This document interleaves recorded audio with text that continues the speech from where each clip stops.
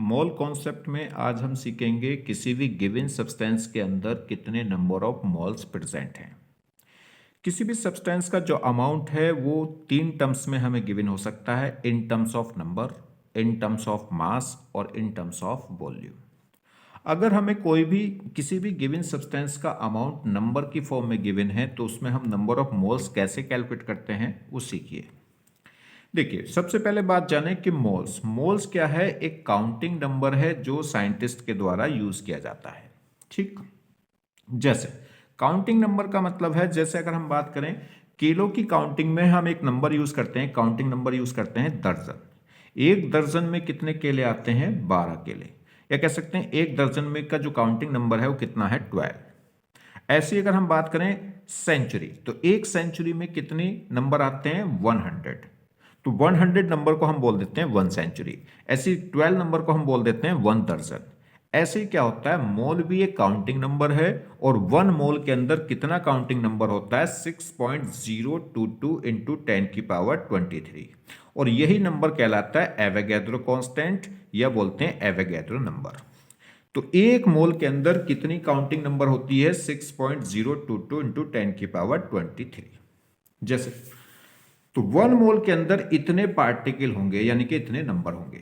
अब वो पार्टिकल क्या हो सकता है? वो एटम भी हो सकता है, मॉलिक्यूल भी हो सकता है, आयंस भी हो सकता है, प्रोटॉन्स भी, इलेक्ट्रॉन भी, न्यूट्रॉन भी, जो चाहो आपको। ठीक, जैसे 1 मोल प्रोटॉन के अंदर इतने प्रोटॉन होंगे, या 1 मोल एटम के अंदर इतने एटम प्रेजेंट होंगे, या 1 मोल मॉलिक्यूल के अंदर इतने मॉलिक्यूल प्रेजेंट होंगे। ठीक है, चलिए तो हम क्या करेंगे, नंबर ऑफ मोल्स अगर हमें निकालना है, अगर हमें कोई भी सब्सटेंस गिवन है किसमें? नंबर की फॉर्म में, तो जो गिवन नंबर है सब्सटेंस का डिवाइडेड बाय एवोगैड्रो नंबर, उसे एवोगैड्रो नंबर से अगर आप क्या कर दें, डिवाइड कर दें गिवन नंबर को, तो वो क्या आ जाएंगे? नंबर ऑफ मोल्स निकल आएंगे उस सब्सटेंस के, जिस भी सब्सटेंस के हम यहां नंबर यूज कर रहे हैं। ठीक, जैसे जहां पे Na क्या है? एक एवोगैड्रो नंबर है, या बोलते हैं एवोगैड्रो कांस्टेंट, जिसकी वैल्यू होगी 6.022 इंटू 10 की पावर 23 पर मोल। मतलब एक मोल के अंदर इतना नंबर होता है। तो जो भी गिवन सब्सटेंस है उसके जो भी गिवन नंबर होंगे उन नंबर को हम डिवाइड कर देंगे एवोगैड्रो नंबर से, एवोगैड्रो कांस्टेंट से, तो वहां से क्या आ जाएगा? नंबर ऑफ मोल्स निकल आएंगे। क्लियर? तो नंबर ऑफ मोल्स यानी कि स्मॉल एन वो इक्वल होगा नंबर गिवन सब्सटेंस का जो भी नंबर है उस नंबर को डिवाइड कर देंगे एवोगैड्रो कांस्टेंट से, तो वो क्या आ जाएंगे? मोल्स आ जाएंगे। या आपको नंबर ऑफ पार्टिकल्स निकालने गिवन सब्सटेंस के, तो क्या करेंगे? उसके मोल्स इनटू एवोगैड्रो नंबर। मतलब एक मोल्स के अंदर इतने पार्टिकल होंगे, तो वो टोटल नंबर ऑफ पार्टिकल कैसे निकलेंगे? Total number of moles into Avogadro number. या नंबर ऑफ मोल्स कैसे निकलेगा? Total number of particles divided by Avogadro number. Clear? चलिए जैसे एग्जांपल समझिए, 1 मोल न्यूट्रॉन, तो एक मोल न्यूट्रॉन के अंदर कितने न्यूट्रॉन होंगे? एवोगैड्रो नंबर के इक्वल। तो अगर आपको नंबर ऑफ पार्टिकल्स निकालने तो कैसे निकलते हैं? Number of moles into Avogadro number. और यहां पे मोल्स कितना है? 1, तो एन की जगह तो आ गया 1 और इनटू एवोगैड्रो नंबर। तो एक मोल न्यूट्रॉन्स के अंदर क्या होंगे? इतने न्यूट्रॉन्स होंगे। ठीक, जैसे 3 मोल प्रोटॉन, तो 3 मोल प्रोटॉन में कितने प्रोटॉन होंगे? 3 इंटू 6.022 इंटू 10 की पावर 23। तो 3 मोल्स प्रोटॉन के अंदर इतने प्रोटॉन्स प्रेजेंट होंगे।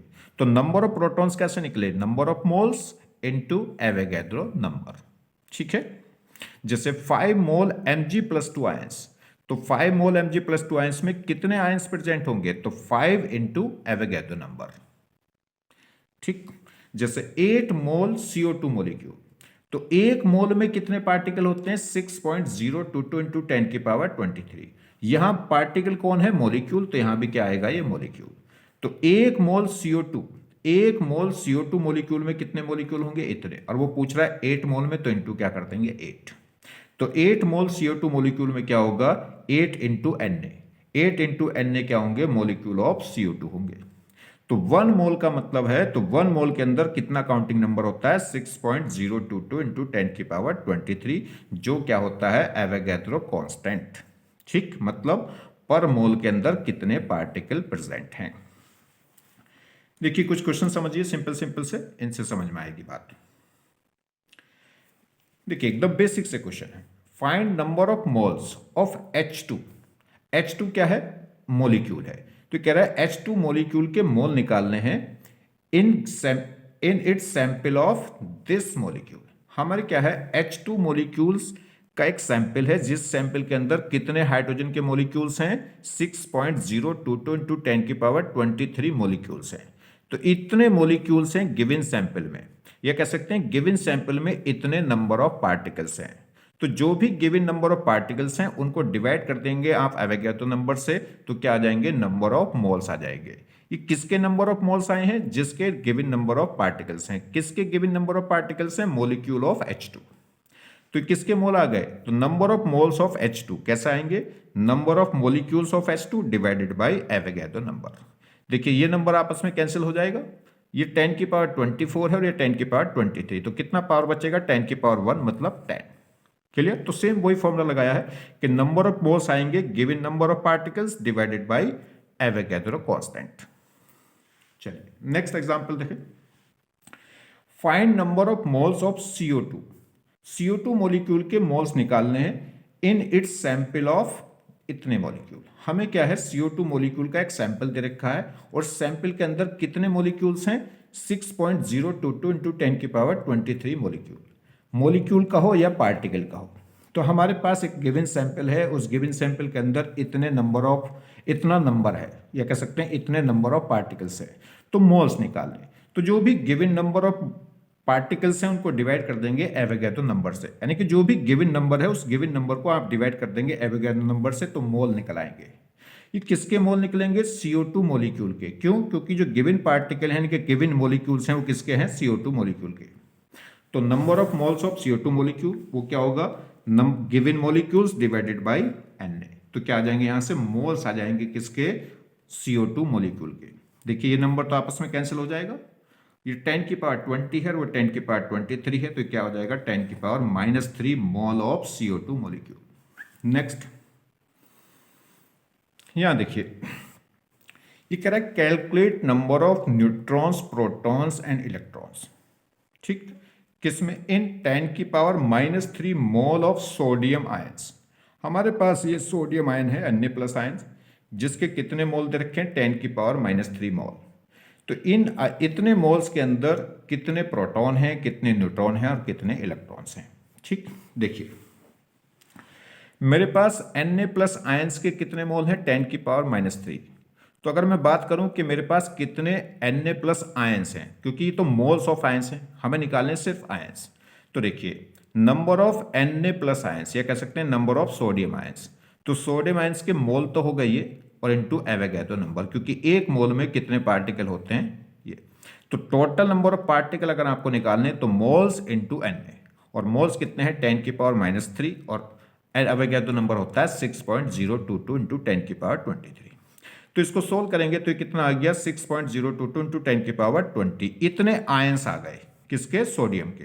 अब देखिए सोडियम के एक आयंस में कितने प्रोटॉन है, कितने न्यूट्रॉन है और कितने इलेक्ट्रॉन है। यहां देखिए, तो अगर हम बात करेंगे सोडियम आयंस, तो इसमें नंबर ऑफ न्यूट्रॉन्स देखेंगे तो किससे आएंगे? A-Z, तो 23 - 11 कितना आएगा? 12। नंबर ऑफ प्रोटॉन्स किसके इक्वल होते हैं? एटॉमिक नंबर Z, कितना आ गया? 11। और नंबर ऑफ इलेक्ट्रॉन्स अगर हम देखेंगे तो वो कितने हैं? 11 - 1, तो कितना आएगा? 10, क्योंकि +1 का मतलब है एक इलेक्ट्रॉन रिमूव हो गया है। तो एक आयंस के अंदर कितने प्रोटॉन है? 11। इलेक्ट्रॉन कितने हैं? 10। और न्यूट्रॉन कितने हैं? 12। और हमारे पास टोटल आयंस कितने आ गए? ये। तो बस, तो नंबर ऑफ न्यूट्रॉन्स अगर हम देखेंगे तो total number of ions into 12, क्योंकि एक आयंस के अंदर कितने न्यूट्रॉन हैं? 12। नंबर ऑफ प्रोटॉन देखेंगे तो number of ions into number of protons. ये कह सकते हैं नंबर ऑफ इलेक्ट्रॉन्स कितने होंगे? तो हमारे पास इतने तो आयंस हैं और एक आयंस के अंदर कितने इलेक्ट्रॉन हैं? 10। तो हमने क्या करा, ये जो मोल्स ऑफ आयंस थे पहले हमने क्या निकाल लिया? नंबर ऑफ आयंस निकाल लिए। एक मोल्स के अंदर कितने आयंस होंगे? 6.022 इंटू 10 की पावर 23। तो नंबर ऑफ पार्टिकल्स या नंबर ऑफ आयंस आ गए n इंटू Na, मतलब मोल्स इंटू एवोगैड्रो नंबर, वहां से आ गए टोटल नंबर ऑफ आयंस। अब वो नंबर ऑफ न्यूट्रॉन्स पूछ रहा है, तो एक आयंस के अंदर कितने न्यूट्रॉन है? 12, और मेरे पास आयंस कितने प्रेजेंट है? दिस, तो दोनों को मल्टीप्लाई कर देंगे। क्लियर? तो देखिए, तो नंबर ऑफ मोल्स कैसे निकल रहे हैं? Number of given particles divided by Avogadro number.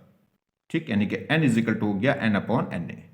या नंबर ऑफ पार्टिकल्स निकालना है तो किससे आएंगे, मोल्स इंटू Na।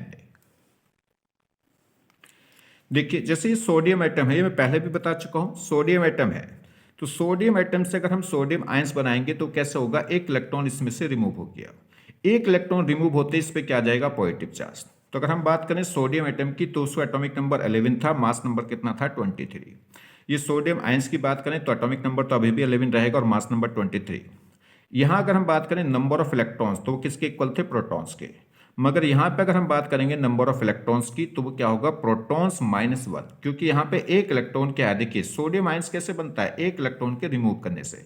अगर सोडियम एटम में से आप एक इलेक्ट्रॉन रिमूव कर दोगे तो क्या बन जाएगा, सोडियम आयंस। तो अगर इसके अंदर इलेक्ट्रॉन 11 थे तो इसके अंदर इलेक्ट्रॉन कितने हो जाएंगे, 10, क्योंकि एक इलेक्ट्रॉन क्या कर गया है, रिमूव। ठीक है, चलिए जैसे Mg एटम, Mg एटम में अगर हम बात करें तो प्रोटॉन कितने, एटॉमिक नंबर कितना है इसमें, 12। जो एटॉमिक नंबर है वही नंबर ऑफ प्रोटॉन्स हैं, वही नंबर ऑफ इलेक्ट्रॉन्स हैं। तो अगर एटम की बात करेंगे तो एटम इलेक्ट्रिकली न्यूट्रल होता है, तो उसके अंदर जितने प्रोटॉन्स हैं उतने क्या होते हैं, इलेक्ट्रॉन्स। अगर बात करें Mg+2 तो Mg+2 कैसे बना होगा, जब इसमें से 2 इलेक्ट्रॉन रिमूव हो गए होंगे। तो अगर इसके अंदर इलेक्ट्रॉन कितने हैं, 12, तो इसके अंदर इलेक्ट्रॉन कितने हो जाएंगे, 10, क्योंकि +2 क्या हो गया, 2 इलेक्ट्रॉन क्या कर गए, रिमूव। क्लियर, नेक्स्ट और एक एग्जांपल समझिए। ये कह रहा है calculate number of moles of proton. अब हमें क्या, नंबर ऑफ प्रोटॉन्स नहीं निकालने, मोल्स ऑफ प्रोटॉन निकालने हैं। ठीक, तो कैलकुलेट नंबर ऑफ मोल्स निकालने हैं किसके, प्रोटॉन के, न्यूट्रॉन के, इन 0.0 मोल हाइड्रोजन एटम। देखिए ये हमारे पास हाइड्रोजन एटम है, एक हाइड्रोजन एटम के अंदर प्रोटॉन कितने हैं, 1। तो अगर एक एटम के अंदर एक प्रोटॉन है तो एक मोल एटम के अंदर एक मोल प्रोटॉन होंगे। ठीक, अगर एटम है, एक एटम है तो एक प्रोटॉन, और एक मोल एटम है तो एक मोल प्रोटॉन होंगे। ठीक है, अगर एक एटम है तो एक प्रोटॉन है, और एक मोल हाइड्रोजन एटम है तो क्या होंगे, उसके अंदर एक मोल प्रोटॉन होंगे। न्यूट्रॉन की बात करें तो हाइड्रोजन एटम के अंदर न्यूट्रॉन कितने हैं, 1 - 1 यानी कि 0। तो इसमें न्यूट्रॉन 0 है तो न्यूट्रॉन के मोल्स भी क्या होंगे, 0 होंगे।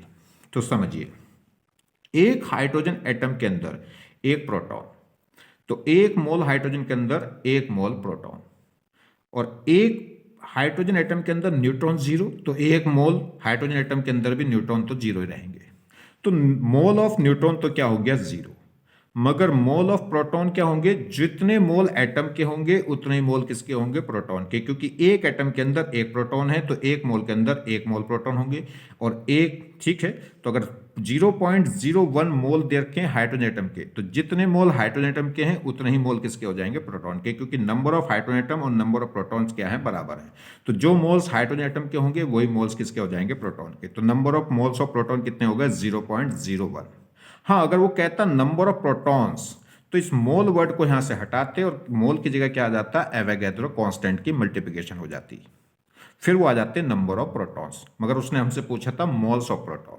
क्लियर, तो मोल्स ऑफ प्रोटॉन उतने होंगे जितने हाइड्रोजन एटम, क्योंकि एक एटम के अंदर एक प्रोटॉन है तो एक मोल के अंदर एक मोल प्रोटॉन होंगे। न्यूट्रॉन इसके अंदर 0 है तो न्यूट्रॉन का ना तो कोई है, न्यूट्रॉन क्या होंगे, न्यूट्रॉन के मोल भी 0 होंगे और न्यूट्रॉन भी 0 होंगे। नेक्स्ट ये कह रहा है number of neutrons and protons in 10⁻³ mole H2 molecule. देखिए हमारे पास क्या दे रखे हैं, H2 मॉलिक्यूल के मोल दे रखे, तो आप H2 मॉलिक्यूल निकाल लो। दो तरीके हैं, देखिए या तो आप क्या करो, पहले H2 मॉलिक्यूल निकाल लो और एक मॉलिक्यूल के अंदर कितने प्रोटॉन होंगे। अगर हम बात करें वाटर के, एक मॉलिक्यूल के अंदर प्रोटॉन कितने होंगे, 2 तो हाइड्रोजन से आ गए और 8 किससे आ जाएंगे, ऑक्सीजन से। तो वाटर के एक मॉलिक्यूल के अंदर 10 क्या होंगे, 10 प्रोटॉन होंगे। और न्यूट्रॉन की बात करेंगे तो हाइड्रोजन में कोई न्यूट्रॉन होता नहीं, ऑक्सीजन में आएंगे कितने, 8। तो वाटर के एक मॉलिक्यूल के अंदर 10 तो क्या है, 10 तो क्या है प्रोटॉन और 8 क्या है न्यूट्रॉन। तो पहले आप क्या कर लो, वाटर मॉलिक्यूल निकाल लो। वाटर मॉलिक्यूल कैसे आएंगे, वाटर मॉलिक्यूल के मोल दे रखे, तो अगर आप मोल वर्ड हटाओगे तो यहां से क्या आ जाएगा, अगर आप मोल वर्ड हटाने के लिए आप क्या करोगे, Na की मल्टीप्लाई करोगे। तो देखिए समझिए, नंबर ऑफ न्यूट्रॉन्स अगर हम बात करें तो ये तो हमारे पास थे मोल किसके, वाटर मॉलिक्यूल के। मोल हटा के अगर हम क्या करेंगे, एवोगैड्रो नंबर की मल्टीप्लाई कर देंगे तो ये क्या आ गए, मॉलिक्यूल ऑफ वाटर। वाटर के इतने मॉलिक्यूल आ गए, और वाटर के एक मॉलिक्यूल में कितने न्यूट्रॉन होते हैं, 8।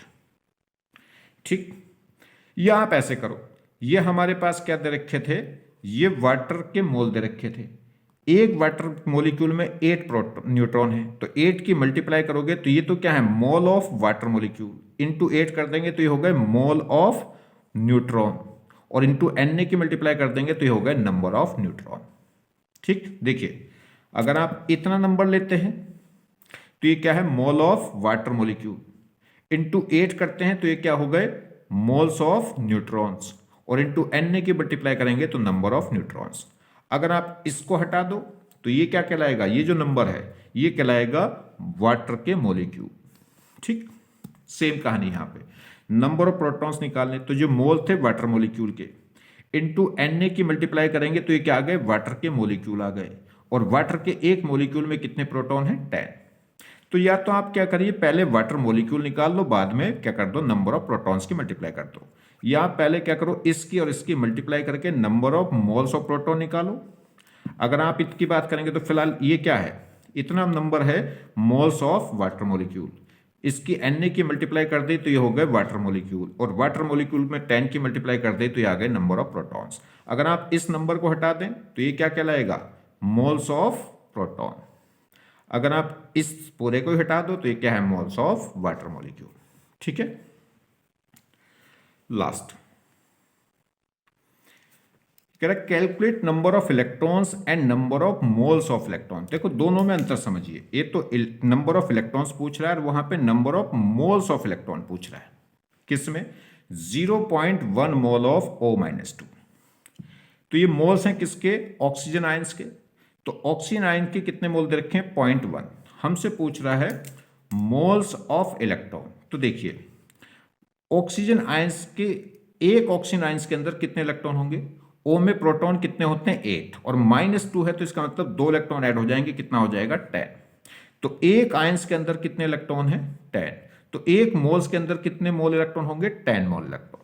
तो अगर आप क्या करेंगे, इस मोल्स हमें आयंस के दे रखें, इसकी अगर हम 10 की मल्टीप्लाई कर देंगे तो क्या आ जाएंगे, मोल्स ऑफ इलेक्ट्रॉन आ जाएंगे, क्योंकि एक आयंस के अंदर 10 इलेक्ट्रॉन है। तो एक आयंस के अंदर 10 इलेक्ट्रॉन, तो एक मोल आयंस के अंदर क्या होंगे, 10 मोल इलेक्ट्रॉन होंगे। तो जितने भी मोल आयंस के दे रखे हैं उसमें 10 की मल्टीप्लाई कर दोगे तो ये आ जाएंगे मोल्स ऑफ इलेक्ट्रॉन। ठीक, अब वो पूछ रहा है टोटल नंबर ऑफ इलेक्ट्रॉन, सिर्फ इलेक्ट्रॉन पूछ रहा है, तो यहां से मोल वर्ड हटाएंगे, और मोल वर्ड हटाने के लिए आपको किसकी मल्टीप्लाई करनी पड़ेगी, एवोगैड्रो नंबर की। ठीक है, तो ये क्या आ जाएंगे, नंबर ऑफ इलेक्ट्रॉन्स। क्लियर होगी बात। तो अगर नंबर ऑफ इलेक्ट्रॉन्स निकाल रहे हैं तो एवोगैड्रो नंबर की मल्टीप्लाई होगी, और नंबर ऑफ मोल्स निकाल रहे हैं तो एवोगैड्रो नंबर की कोई मल्टीप्लाई नहीं होगी। Clear, thank you.